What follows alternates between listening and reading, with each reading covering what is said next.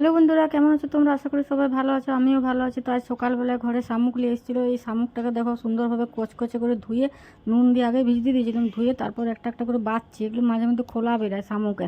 তো যারা বিক্রি করে তারা কিন্তু বাছিয়ে দেয়, তবু ঘরে এসে ভালো করে বাছতে হয়, নাহলে যদি একটা খোলা রয়ে যায় তাহলে কিন্তু তরকারিটা জঘন্য লাগবে, কিচকিচ করবে দাঁতে। সেই জন্য এগুলোকে ভালো করে আমি বাছিয়ে ধুয়ে তারপরে তৈরি করবো। তো তোমরা শামুকটা কিভাবে খাও অবশ্যই কমেন্টে জানাবে। কেউ তরকারি করে খায়, কেউ আবার শামুক।